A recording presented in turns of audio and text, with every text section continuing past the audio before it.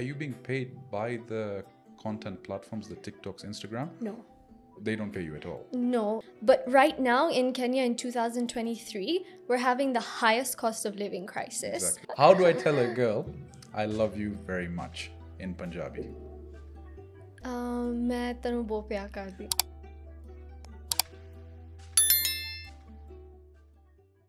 And we're live. Radhika, Hi.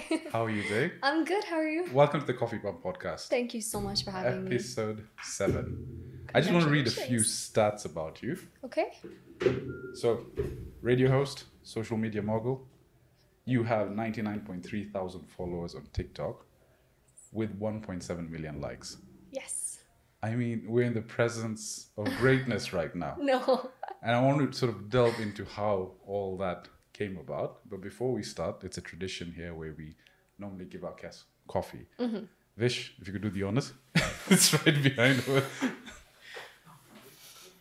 Thank you so much. Officially, welcome to the Coffee Pump This is Podcast. already the best podcast I've... Oh, have I got coffee before? Well, I'm sure this one will be better. Thank you for taking the time. We really appreciate it. So, to get started, Radhika, maybe for the guests that have never heard of you, if you could sort of give us a brief description of who you are, what you're doing currently. Yeah. Okay. So my name is Radhika Kaur. I'm an advocate of the High Court of Kenya. And I am also a TikToker, which is a weird combination. Yeah. I used to be a radio presenter as well. But since I have gone full-time into my legal career, so that's a little bit of a background. Right. I can imagine it's hard balancing the law, social media, and doing the radio element. Yeah, they tend to conflict. Okay. And sometimes I feel, the better of a lawyer I want to be, social media kind of has to take a back seat. Okay. So yeah, they are at opposing ends. But if all of them give you joy, you have to do all of them. Let me ask you this. If we could just start with your background. Are you born in Kenya? Yeah. First generation Kenyan? Yeah, so I'm the fourth or fifth generation Kenyan. Okay. So I am of Kenyan Punjabi heritage. Yeah. Yeah. And so dad, was Nairobi always the home base for you, or was it somewhere else? So my family stems from Mombasa, Kisumu, Nakuru. Okay. But as of now, we've all kind of just fused into Nairobi. And you've always personally been based in Nairobi, right? Always, yeah. Okay. I think I just went to university in the UK. Really? And that was it, yeah. Which university did you go to? University of Nottingham. I had so many cousins that were there during that time. Oh my, it's like Nottingham and Nottingham Trent, right? Yeah. It's just like so many people from Nairobi end up over there. Just for the record, I went to University of Nottingham and not Nottingham Trent. Maybe you could explain to people what the difference is. I know there's a subtle difference. Here's the thing. People from Nottingham Trent like to say, I went to university in Nottingham. But people from University of Nottingham say, I went to University of Nottingham. So read between the lines there and figure out why one is saying which. Basically, what Radhika is trying to say is Nottingham Trent is from Jingas. And Nottingham is for smart people. I never said that. In other words. So I first actually came across your video. A friend had sent me. It was a video you did that of cars. What your car says about you. How did you know? Of course it's that video. That video haunts me. Oh my God. Because he's like, well, this is the car you drive. This is what that says about you. So how did this social media, I mean, putting yourself out there, I guess you have to be a certain type of personality. Yeah. It's not easy. No. And looking at your TikTok, looking at your Instagram, the social media content comes to you very, very naturally. Was that always the case from the beginning? How did you sort of get into that? So it was actually the case in the beginning, but it's not the case now. Yeah. So I'll kind of explain that. So yeah, it was quite natural to me. When I started TikTok, this was in December 2019, just before the pandemic. And it was really natural to me. I've always been a performer, an orator. I'm interested in law because of that, because of the, orator convincing aspect of it. So yes, it did come super naturally. And I've always been someone who watches stuff online. Right. I spend all of my time watching stuff. Right. So I think I just got really influenced by internet culture when I was very young. So I've always been into creating. And I didn't think about it when you're young. I think when I started, I was probably only like 20, 21. You have no obligations, you have no responsibilities, so you can just post whatever you want, right? Like ridiculous videos like what your car says about you. That was fantastic. You know, I mean, you nailed it on the head. Yeah. As much as like, how dare she say that? this is my daddy's car. Yeah. As much as so you you drive. You very much know what I drive. I know you drive a Toyota Land Cruiser or a Prado. Let's not comment on anything. I use Uber everywhere. Let's just say that. Even worse. So I guess, okay, so that started off the law aspect. Yeah. How did you want to get into the law? So I had studied law, right? Before social media even was a thing for me. Yeah. So it was always in the cards. But just back to what I was saying about me not being as natural now is when you're young, you can post whatever you want, right? You don't have any responsibilities. But now I think, as an advocate, I don't want my clients seeing what I think their car says about them. Do you know what I mean? I do. So when you're young, you can be really reckless online. But I think as I'm getting a little bit older, it's becoming very unnatural for me to post. So I could see that because you're putting yourself out there on the marketplace as a advocate. Yeah. And sort of there's a certain reputation that stems from who you are online. Yeah, and especially for lawyers, right? You're defined by what you do, even when you're not in your role as a lawyer. So I censor myself a lot nowadays. I barely post. Maybe I post 2 times a month. Right. I used to post 3 times a day. So posting 2 times a month is crazy.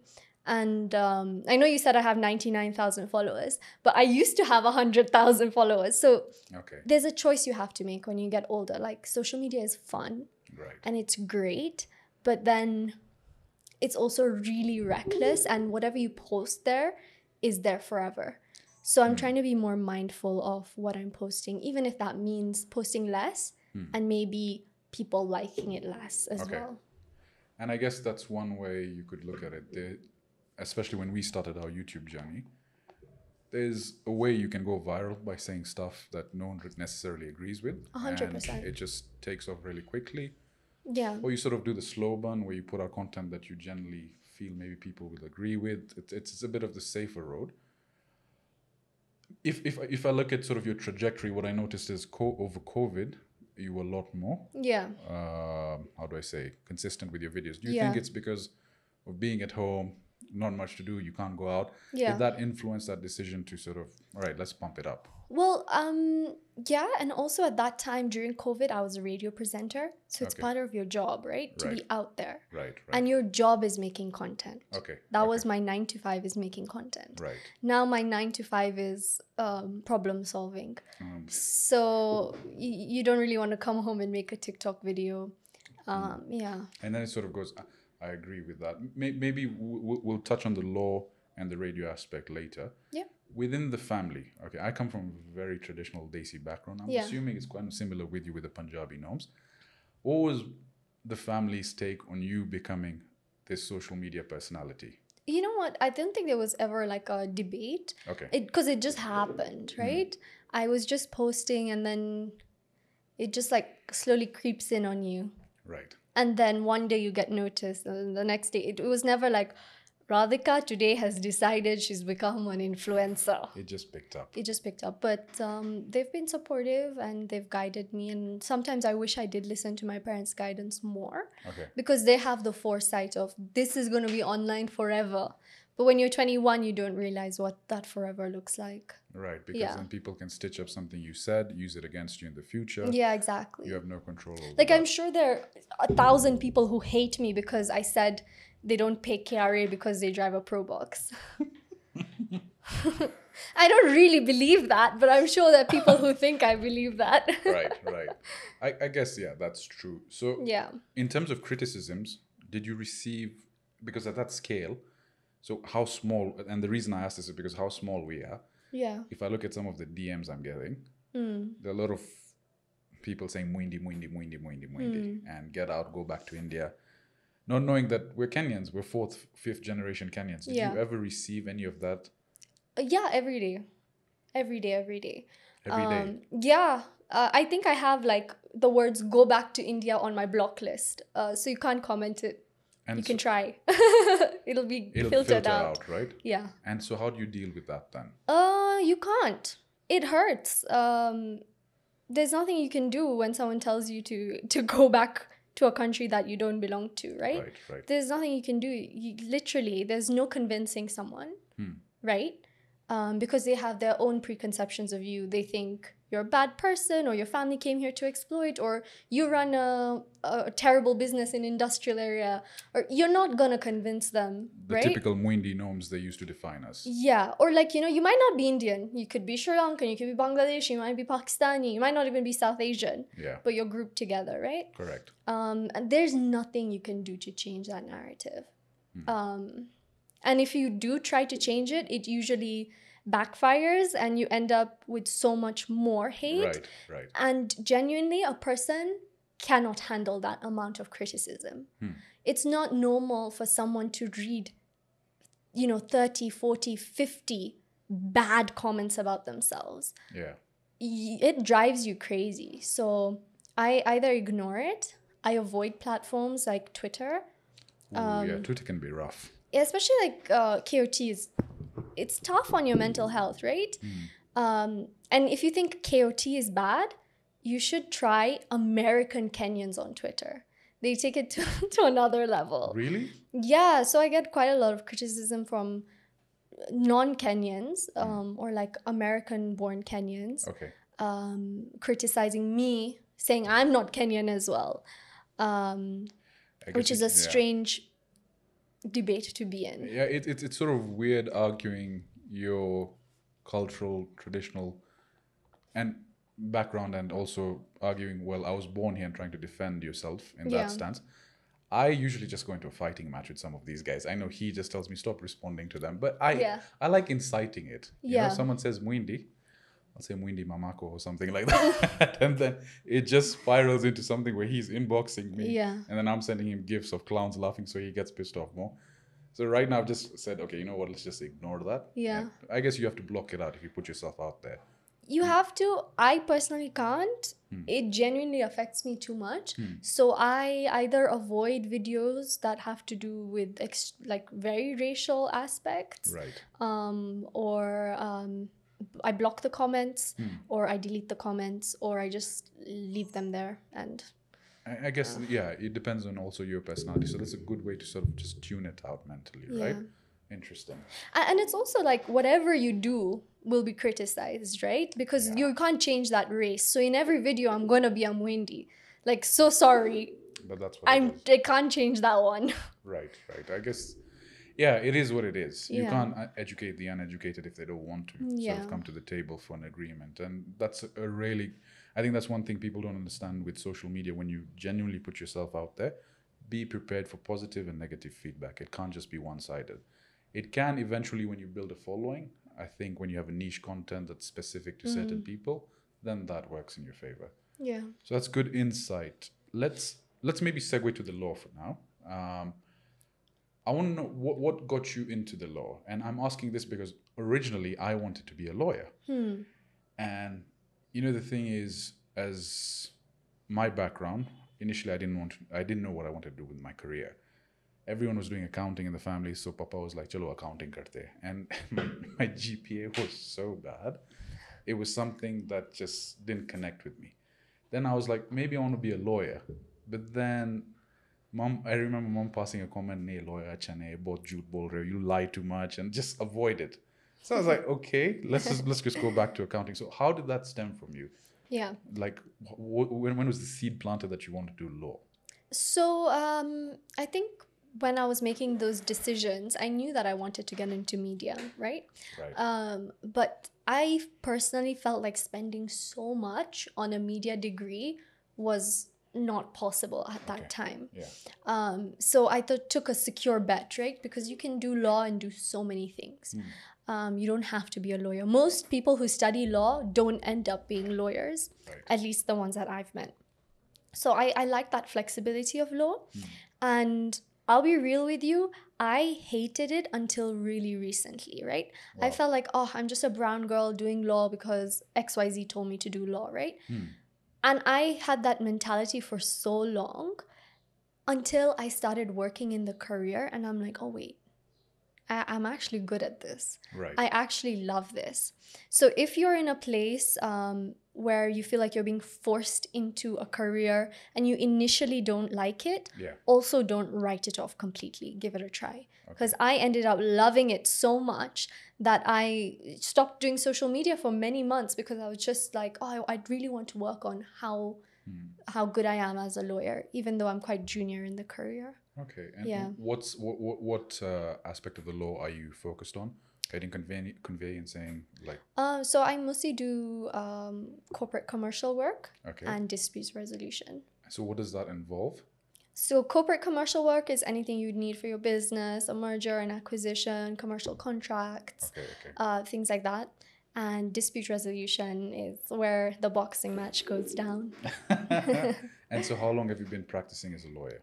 I have been practicing for 29 days. What? Yes, you recently got your your degree, right? Yes. Okay. So I recently got admitted to the bar, yeah. but I have been in the profession for about 2 years now. Okay, and you're working at a legal firm locally? Yes, I work for a law firm in Kenya. So positive experience thus far? Yeah, thus far I've had a super positive experience, which I didn't expect. Okay. Yeah, I went into it with a really negative perception of how I'm going to like it. And it's really...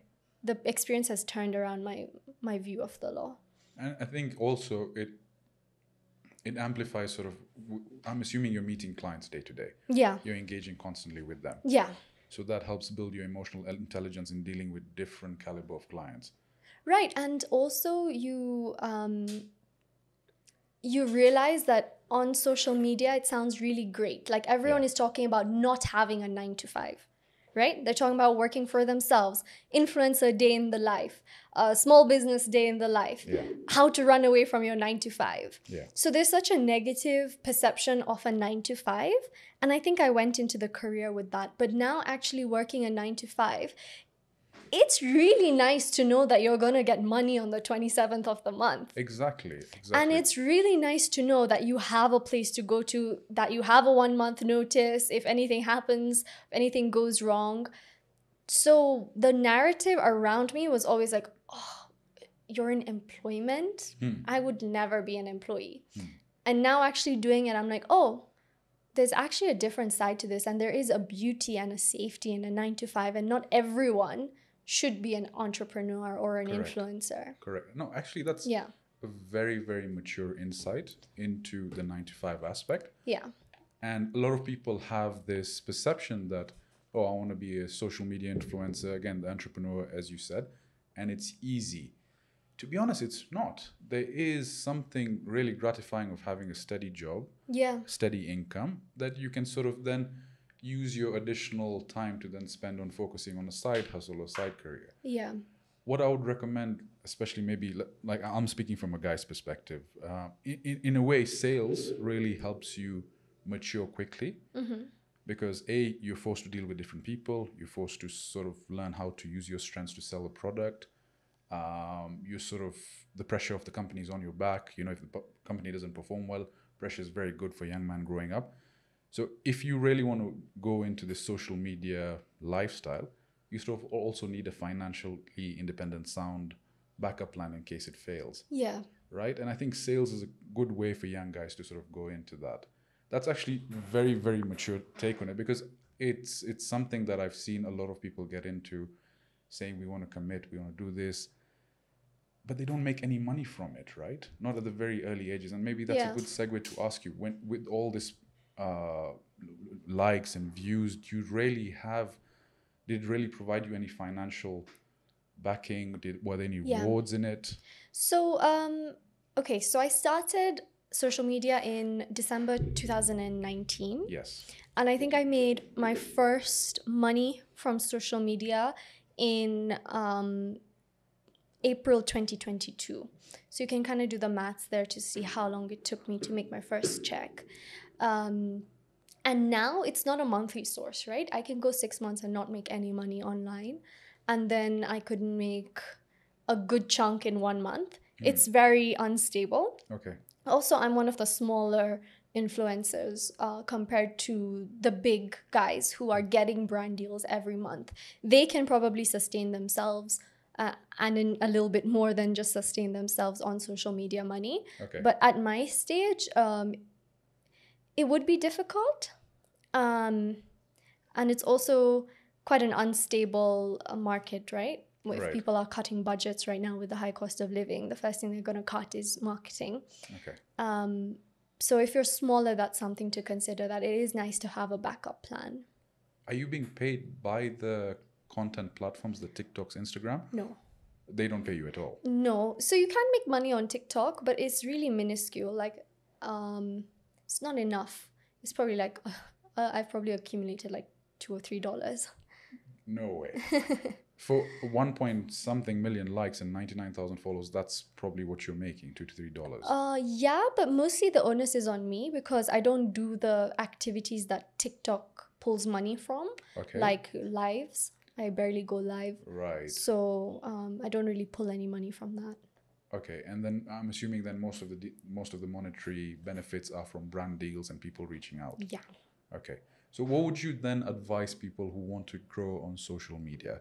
Let's say they're just starting off, they don't really have a clue where to go, where to start from. What would you say, given that you have so much experience in the field? Yeah. I would say you're a subject matter expert right now. How would you advise them to scale that? Okay, I would say of the best method is to have fun with it.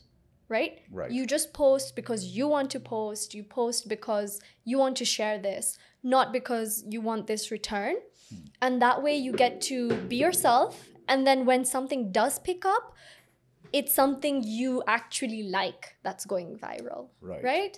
Like, while I loved that my video about cars went viral, I'm so sorry, I can't be talking about cars every day. Because it's not something that It's not something that I like. interests you. Yeah. So I would do a wide variety of things and see what does well. And if you like it and it does well, you should continue with it. You should always also continue when things are not going good. That's when you know it's your passion. Right. When you're not gaining followers, when you're not gaining likes, you're still posting, right? I still post and get videos with 100 views. But I wanted to post that. Right? So I think that's the best attitude. If you are doing it because you're like, I only want to make money from this, it's not a passion. There are people like that. And I guess there's a strategy out there for them. But you can sense the desperation, right? When someone does that and they're straight up selling. And like if you don't mind me saying, from a third party perspective, just looking at you, you don't really do the hard sell. It's more you build up your following and then stuff that interests you, and then you sort of speak about that. Yeah. And that I could see to lead generation, which I appreciate. It's a very natural way to do it, rather than this product got me this much and this, just desperately selling. I think people tune off. Well, I think it depends who you are as well. There are people who can do that hard sell just because of the volume of followers they have. Right. But I think on my level, where I'm like a micro-influencer level, I tend to push things that organically fit into my life. Okay. Yeah. Okay. So what would you say then are your maybe 5-10 year plans for the social media aspect? Honestly, I just want to have fun with it because I do have that 9 to 5, right? That's the beauty of having a 9 to 5. That 9 to 5 lets you do whatever you want from 5 to 9, right? After the 9 to 5. Yeah. So I love that. I don't want to post on TikTok because I have to. Right. Right? I want to post because I want to document where me and my cousin go for lunch, or I want to document this, or I want to do this series. Right. So I don't have a plan, right? I just want to post, and my career is being a lawyer and my hobby is TikTok. Okay, I understand that. So whatever you feel at the moment is something that interests you. Yeah. You work on posting it up. Yeah. And you craft that. You sort of don't have a calendar that says A, B, C, D. Yeah, I used to. When I saw your fashion calendar. Yes. That's pretty neat. That's pretty neat. I need to adopt it because I pretty much wear the same thing every day. Then you don't need it. Oh, so you don't have a calendar right now? No, right now I don't. Okay. Yeah. Okay. And how do you find it now balancing? Because you're practically working a full-time job. Is it strict 9 to 5, or sometimes does it extend long hours? Yeah, I mean, I don't want to get into it too much, but Yeah. yeah, it can be long hours. But if you have a hobby, you make time for it. But as of now, social media has taken a back seat just Okay. because I'm young in my career and I do want to focus on that. Sure. Yeah. If we could just maybe momentarily pause on the social media aspect. Were you editing everything yourself? Yeah. Seriously? You didn't have someone like Vish in the background? You know what? That's another thing with social media. When people start, they feel really scared, right? I don't have a video editor. I don't have a cameraman. Rent everything out, yeah. You literally don't need it, right? Okay. It doesn't matter you have an iPhone, Android, blah, blah, blah, this, that. If you have a nice personality, you have a nice concept, it's gonna work. And just start with what you have. What were you recording on? An iPhone. Okay, so you didn't have a professional camera though, or setup? No. And to edit, were you using a professional tool? CapCut. Seriously? Yeah, I know Premiere Pro, like I'm trained in video editing, Yeah. but CapCut works. Why go far? Okay, so everything was just basically self-done. You'd record yourself. And Yeah. did you get comfortable recording in public? Is it still a bit odd? It's awkward. It is, right? It's awkward. I don't know how like Tube Girl does it. We've done several Outdoor. recordings outdoors. So the take that usually is there is like take 17, 18. Because I start off and I stutter. It's like the brain waves get affected. There was a particular video we did of food shopping. Radhika, I'm telling you, I think we spent like 2 hours just doing the same take. Oh God. He told me next time let's just do a script. It's a bit different. It's very awkward doing public shoots. Yeah. And also with public shoots, you get people in the background. Now this person is in your viral video. Like it's such a messy gray area. So yeah, I'm a bedroom record type of girl. I've noticed that, but to complement the work, I know you've done everything yourself. I can't tell. It's fantastic. In fact, there was recent one you uploaded for different outfits where it's you facing a mirror. How the hell did you do that? Because the outfits are changing. Mask tool on CapCut. Everything is free, guys. You can figure it out. You've seen this stuff, right? You need to teach me these things so I can start recording myself. That's fantastic. So let's segue now to the Radio 44 element. Yeah. How did that come about?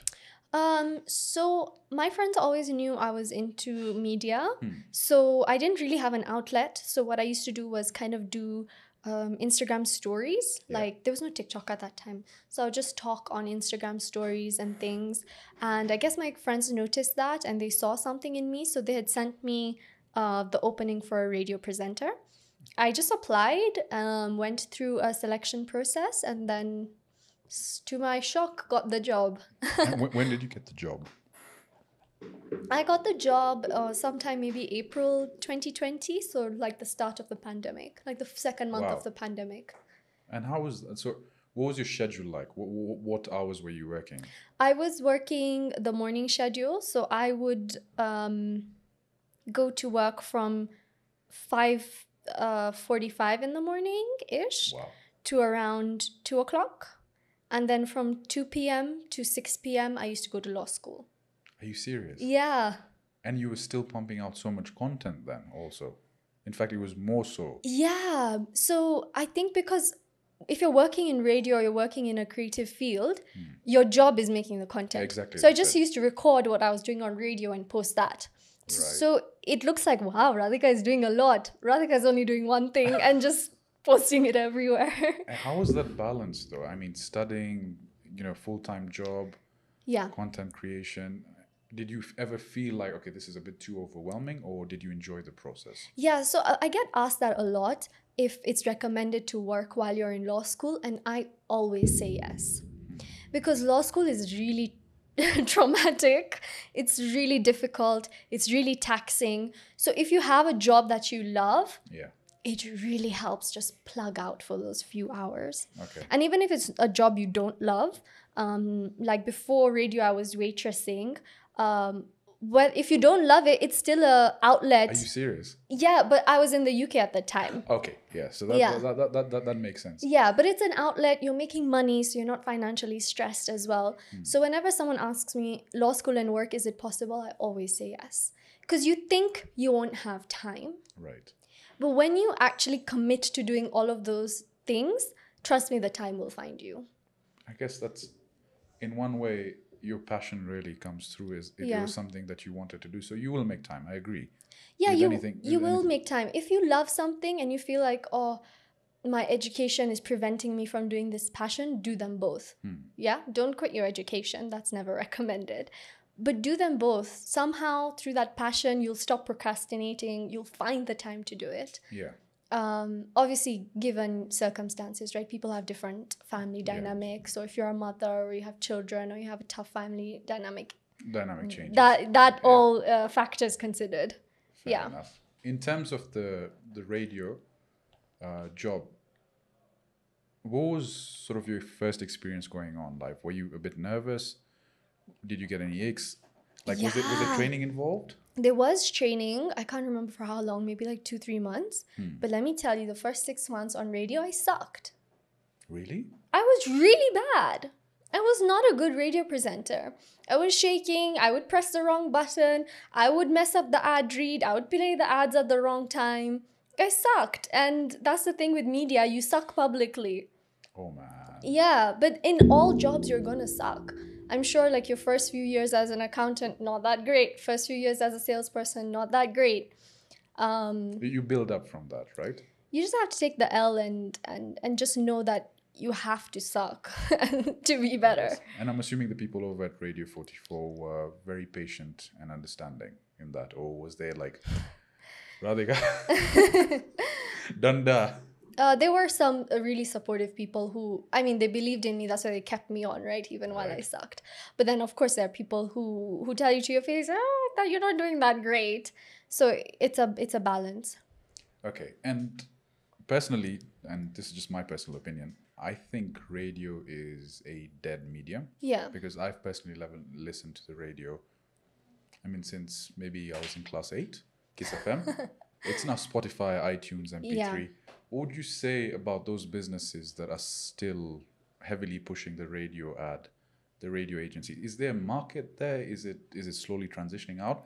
And I guess maybe because we're in Kenya, we live in a completely different segment. But with apps like Spotify and iTunes now doing, I think, monthly subscriptions for 200 bob, you can see why people might transition over. What's your take on that? So with Spotify, it's so difficult to compete if it's 200 bob a month, right? Yeah. They have completely taken over the market. So there are 2 ways to look at it. My personal opinion is, how do you compete with Spotify? You can't. It's too convenient. That's my personal opinion. But then you look at the statistics, and radio still beats out the internet when you see statistics of how many people listen to the radio. Really? Yeah. So there are monthly publications on how many people listen to the radio, how many people watch TV, read newspapers, and radio is still such a big medium in Kenya. Now, granted, it might not be niche stations who maybe have an English service or a Hindi service, Gujarati service. Those won't have as many listeners, obviously. But mass market-wise, people are still listening.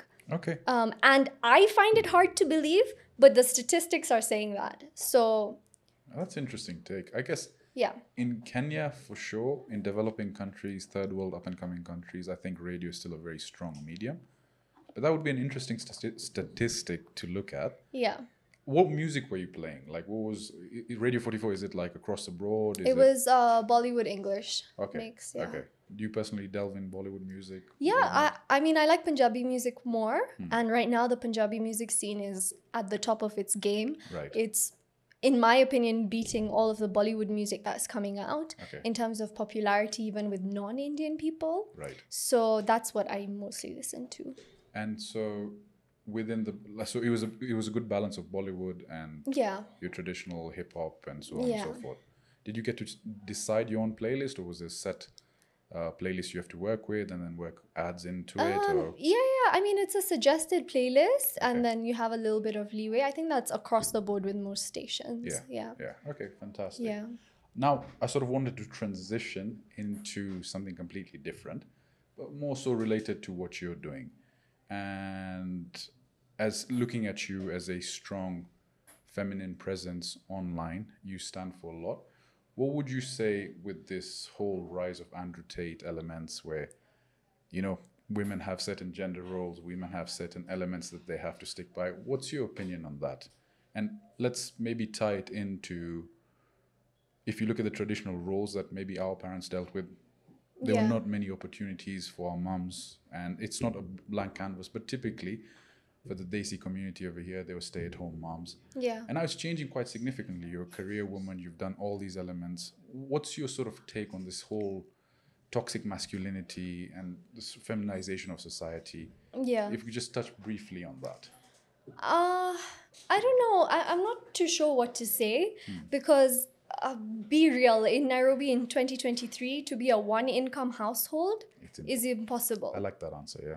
It's impossible. You know, unless you're extremely wealthy already, you're gonna need two incomes to run that household. So as much as you're reposting Andrew Tate and saying, yeah, my woman can stay at home, me, I'll take care of her. Let's see you do that when fuel is 150. 250. 250, it's going up, yeah? Yeah. Okay. So let's see you do that. Repost Andrew Tate when fuel is 250, Bob. And tell your wife not to work. I guess in that way, you have to look at the challenges we're experiencing as an economy. Yeah. There's no way in hell, especially after watching your videos on how much people pay for school fees in certain schools. How the hell do you pay 3-point-something million shillings for school fees and you have like 3 children? Yeah, and well, in those households, though, the man is probably taking care of that full school fees, so they're allowed to watch Andrew Tate. But it shocks you then. Would you say, because when I look at it, my main motivation ultimately is, you know, we all say we want to build a legacy, we want to settle down our family, we want to make sure mom and dad are retired, they can do whatever they want, brother, sisters taken care of, raise your family, build a legacy that way. What are your goals with your career? Like, are you looking at 10 years in the future? Do you want to build a legacy? Do you want to become a brand? Yeah. You know, do you want to raise a family? Actually, this is such an interesting question. And I'd love to hear what your audience says about it, especially if you're Kenyan between the ages of 24 to 30 or 25 to 30. Realistically, or looking at history, this is the time you should be looking at buying your first car or saving up for your first mortgage. But right now in Kenya in 2023, we're having the highest cost of living crisis. Exactly, yeah. And we have salaries that are decreasing. Yes. Not only is the value of money reducing, I'm not saying this is my personal story, but my friends, maybe their salary is actually reducing compared to what their peers used to earn 10 years ago, right?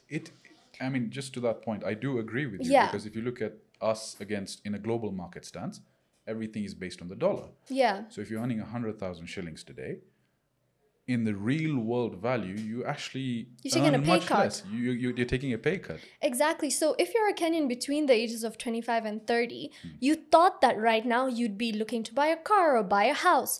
But really, you're just looking to end the year and make sure you're not in the red. Right. While I wanted to have a 10-year plan, it's more like 30-day plan.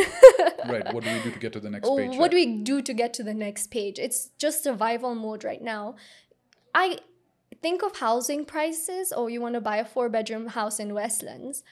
I don't know which 25 to even 35-year-old has 40 million shillings lying around. No one does. It doesn't make sense. And Yeah. the mortgage rates also. Yeah. It's ridiculously high. Unless you're coming from a family of wealth. I don't And know. your dad has a few Prados to give you. Yeah, Yeah, exactly. So it's really sad, and I want to hear what 25 to 30-year-olds are doing in Kenya, because I agree. You know, like even buying a small car, right? You buy a Toyota Auris, 2 to 3 million shillings maybe. I'm not an expert. You're taking a loan. Let's say you pay 20,000 a month. It's going to take you like years to pay off a Toyota Auris. No, I agree. And how are you going to buy a house? What are you going to do for that? And to that matter, I was very conflicted about staying back in Kenya. You see, if I can reflect on my time in the UK,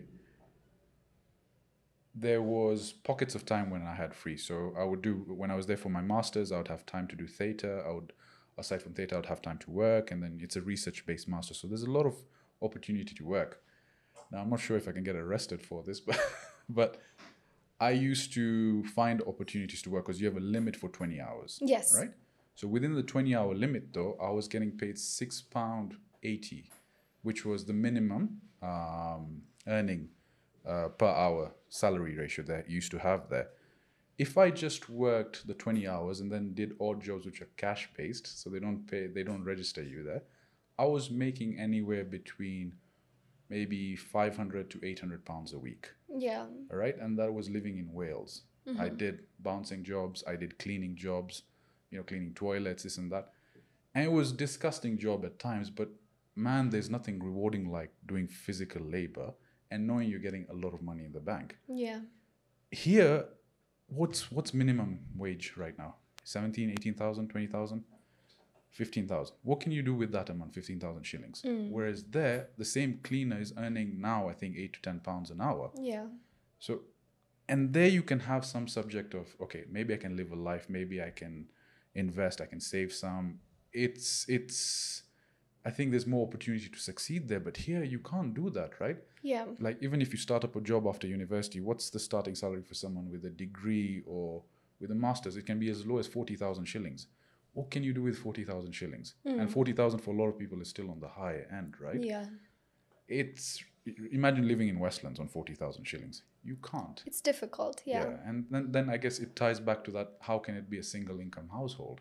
How do you expect your wife to stay at home, your sister to stay at home? Yeah. When prices have gone up, when salaries are so low. That sort of aspect, and I appreciate what you're doing in that stance. It's in a way, how do I say it?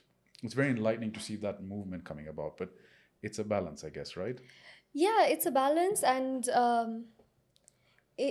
it's kind of like gut-wrenching to think about it. Like, oh, how do we get to the next stage in life? Right. Where we imagined by this stage I would have XYZ. But the youth are just saying, oh, actually, my goal right now is not to buy a house, it's just to get a job. Right. Yeah. And lucky for me, I mean, I'm blessed to have that opportunity and have a good job. But there are lots of people who, that's the thing. I just want to survive. I just want to make ends meet. Yeah. Okay, so maybe reflecting now to yourself, do you get pressure as Desi background, with a Desi background, do you get pressure to settle down? Is there like Shadi Kabhi Karoge? When are you getting married? Is that there for you? No. No, that's... I think that maybe I've got asked, but Rishtas. You get home and mom is like, these are the Rishta books. No, my parents have been really supportive. I think they see that I'm really trying to build my career. Right. And I really respect them for the style of parenting they have, where let her figure it out and something along the way will work out. Right. Yeah. You personally, do you want to settle down in the next 5, 10 years? What's your take on it? Do you want to build a family? Do you want to be a boss babe? What's so of course everyone wants to get married and have a family, etc., etc. But fuel is 111 shillings. 211 shillings. 200. I say 100. Both manga. It's very expensive. 211 shillings. You're going to get married. I guess. Yeah. So you have to look at that way, right? Yeah. But then again, sorry, I lost my train of thought. We're going to have to cut this out. You can start the question again if you think it'll be better. No, so I was asking that because there are a lot of girls today that come from Desi backgrounds that don't have similar opportunities that you have, right? Yeah. It's still quite prevalent in our society that you need to settle down, you need to support your husband, you need to do this. Are you against that, or is there benefit to doing that? Let's say financially, it's out of the equation. Yeah. The man is taking care of everything. Would you still encourage the woman to maybe just be a housewife, or would you tell her that there's more out there than just doing... So part of like feminism is also appreciating that if a woman wants to be a housewife, what's wrong in that? There's nothing wrong in that. If she wants to do it, go ahead. Right. If she doesn't want to do it, also go right ahead. So I'll never criticize a woman who wants to build her home and be a mom and be a housewife. That's also a really respectable path in life. Okay. And I don't think it's right to be like, yeah, you should work as well. Yeah. But then, you know, there are a lot of people, how do I say? Have you seen that new series, The Desperate Housewives of, it's something to do with yeah, it's like you mean the Kenyan one or the Kenyan one? What's the, yeah. What no, is not it Desperate called? What is it called? I think it's just called Housewives of Nairobi. I saw your take on that. What's your opinion on the show as a whole? I think it's a good show. I think, you know, they tried to make this Kenyan reality show. I love when shows are made in Kenya for Kenyans. Yeah. So I'll never say anything against that. Right. And when people watch shows like that, they want the drama. And they gave the drama. Gave the drama, right. So, yeah, I wouldn't say anything against that. Okay, so it's a good show, right? In general, you have, I think, this boss babe movement, and I noticed a lot of that on that. But I guess there's a market for that. It was more theater, or is that how people really are generally? I'm not sure if you know these people in person. I don't know. It's hard, right? You should never believe what you see on social media. Like someone can say, "Yeah, man, me, I'm a boss babe," and you know your clients are mom, dad, brother. Yeah. You can call yourself whatever you want, right? Right. But I think maybe the biggest boss babes would also not call themselves boss babes, maybe. Right. But there's nothing wrong in being a boss babe. Love you so much, boss babes. We don't want to get attacked by boss babes. No, because some of them are amazing. Yeah. For sure. I guess it depends on what your market is, what your agendas are, what your goals are. Maybe segueing back to you now, within the legal profession, you've just started off in your career. Is the plan eventually to grow and have your own platform, your own law firm? What's your goals with that for the next 5 to 10 years? Currently, I don't think so. I'm really enjoying the work I do. You get a lot of exposure. Working for someone, you're learning, you're still young. So I'm kind of exploring everything and taking this opportunity to explore even things I thought I wouldn't really be interested in XYZ. Still just trying it out. And you never know, right? Where you are going to find your niche. Yeah. And do you want to settle down in Kenya? Kenya is your hub. Yeah. But would you see your future here, or would you see your future in UK, in a different country? Do you have that mind that you want to experience life somewhere else? As of now, no. Okay. I think also that's another thing about committing to a legal career. If you're an advocate of the High Court of Kenya, you can practice in Kenya and maybe some few East African countries, but you want to move somewhere else, you're going to do the bar again, which... Yeah, it's a bit difficult. And again, even I guess accounting is a bit more straightforward in that way. You just have to sit a tax exam and then it boils over. So your future is destined now in Nairobi. You never know, right? Yeah, I get what you mean. So Radhika, thank you so much for enlightening us with where you were, what you've been through, where you're going. But to end things off, you're a Punjabi girl. Allegedly. There are a few things I want to ask you because I'm learning Punjabi. My dad speaks Punjabi fluently, and my best friends are Punjabi, but I only know the abuses. So how do I tell a girl I love you very much in Punjabi? मैं तनु बहुत प्यार करती मैं तनु बहुत प्यार करता बहुत प्यार करता. So I'm gonna message her that. If I get blocked, that's on you. Okay, if that doesn't work, what else can you say to her? Yeah, how do I pick up a girl in Punjab? Let's say it's a Punjabi girl I like, right? Yeah. Do I come home with butter chicken, naan? What's the Punjabi dish? How do I entice a Punjabi girl? How do you get a Punjabi girl? Yo, this one is hard because Punjabi girls, all of them, especially in Kenya, have nakre like to the next level. What nakre? To the next level. Punjabi. So okay, good. Before you say that, the reason is I think there's something between Muslim guys and Punjabi girls. Maybe that's why all my crushes have been Punjabi girls. So be careful what you say about these Punjabi kuris, right? I have a very soft spot for them.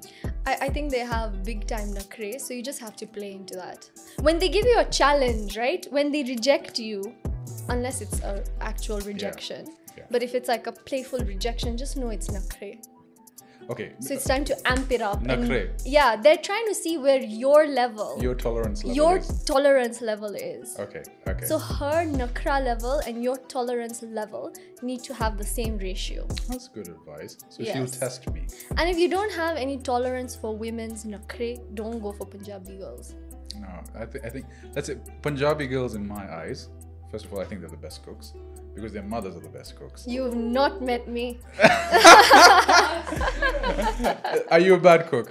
Yeah. Okay, we'll say Radhika's the outlier in that. Secondly, I think family focused. They're good at because it's if you go to a Punjabi home, it's loving, it's caring. Yeah. Punjabi girls do have that DNA where they just are very loving, very caring, very open, very funny. Yeah. Is that wrong? I mean, yes, of course. Because she's loving and caring. I think when a Punjabi girl is loving and caring, that is when she'll show you the nakre. Then that's Yeah. what I'm saying. On the flip side, though, that switch can go really fast. So, if you have a best friend that's Punjabi, he will be your best friend. She will be your best friend. If you have an enemy that's Punjabi, till your grave, they will take you to they will be your worst enemy. So I will say this: Punjabi girls are very passionate. I think it's a Sida Sada Muslim boy. Sida Sada, right? Would you agree? Punjabi girls definitely have that vigor, and that is something I would agree with. Yeah, here's another thing. I want to get into Punjabi music. What are your top 3 favorites? Blah. I want to get into Punjabi music. What are your top 3 favorite artists that you'd recommend I listen to? Punjabi. Okay, Shubh. Shubh. Shubh kaun hai? This guy doesn't know Shubh. I don't know. I don't know what you're thinking. This guy Shubh? doesn't know Shubh? Okay, I'll take down Shubh. You need to take down Shubh. It's Vish, take it down, yeah? Shubh, please come to Kenya. We'll buy tickets for your show. We will. No, why do Kenyan event organizers not call trending Canadian Punjabi singers? That's another thing to ask. Is there a market really for it? There's a market for it. Outside of this room. There's a market for it. Let me tell you, everyone is listening to Punjabi music. Okay. And they're listening to Shubh. Okay, Shubh. Of course, Diljit has to be there. Right? I've heard that name. You've made me listen to a few of his songs. You've right? heard that name. Yeah. You know that name. Yeah, Diljit, he's made me listen to a few Punjabi songs. You love his songs. Shubh, Diljit, and maybe right now Sukha. Sukha? He's like in his his coming up era. Sukha. Okay. I'll take those names. I'll give you feedback on that. And all of them should come to Kenya. We'll buy your tickets. We will. VIP tickets, Kwanzaa. Who's that guy that sang Amplifier? That's maybe the last Punjabi song I had. Imran Khan. He's also a G, but it's been a while since It's been a while. listened. Yeah, so you can. My music extent is probably John Mayer around there, and blues, guitars, BB King. So This is your podcast host. it's a bit more whitewashed. Yeah. So more on the Punjabi because I'm trying to entice that Punjabi girl. If I go and tell her, "Dur fitte mu," Yeah. what does that mean? You're a real baddie. Okay, so I go and tell her "Dur fitte mu." Okay, that will work, right? If I go and tell her "Gabru jawan," like you're a Gabru jawan, what does that mean? You're basically calling her a guy. Don't do that one. What do you mean? Like an Andrew Tate guy? Gabru is like a young man, like a guy. So like a baddie, but I'm a a guy. Gabru jawan. Him. Why not me? I'm joking. Okay. Booty. Booty. Not booty. Boothi. Again, baddie. Tera face booty hai. Okay. No, I know it means face. I'm trying to mislead him. Okay. What else is there? Hi or Rabba. If I tell her, when I see you, I say hi or Rabba. What does that mean? She's gonna run away by your pronunciation. That's so. How do I pronounce But it's like, it? oh my god. Okay, that's a good one, right? It's like oh my god. So instead of saying OMG, I say hi or Rabba. Don't say.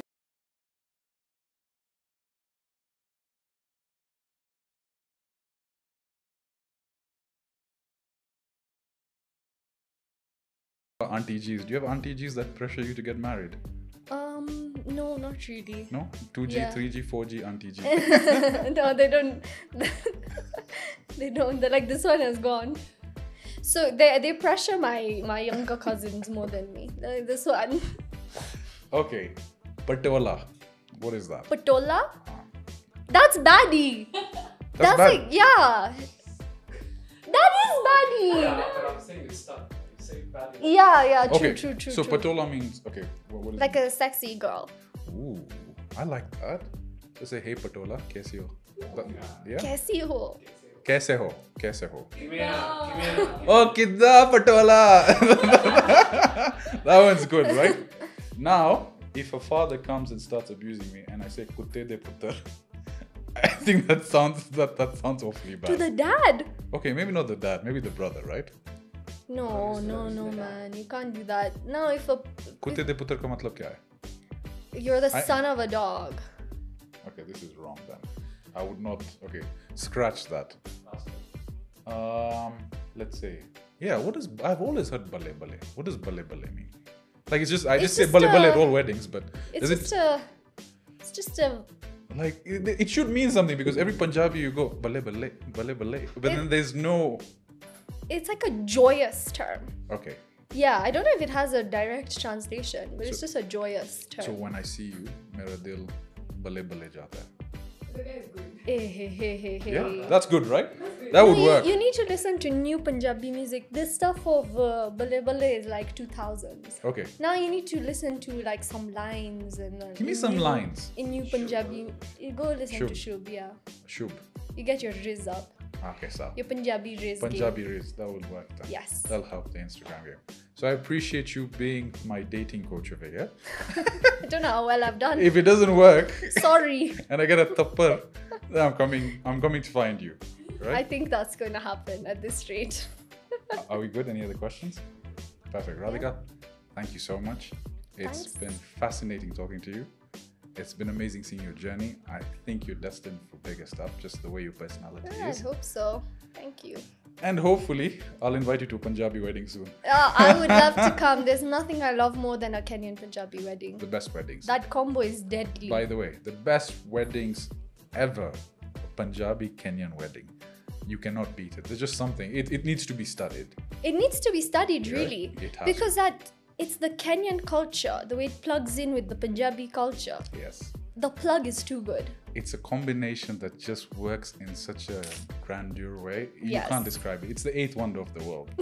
Well, I'm looking forward to your Punjabi wedding. And congratulations on this amazing podcast. you, And Radhika. thank you so much for having me. No, it's a pleasure. It's a pleasure. Hopefully, we'll do this again when we reach 100,000 subscribers, Coming right? Sure. soon. All right, thank you so much. All right. Thanks Bye. so much. See you guys. We're out, guys. Thank you for tuning in. Bye.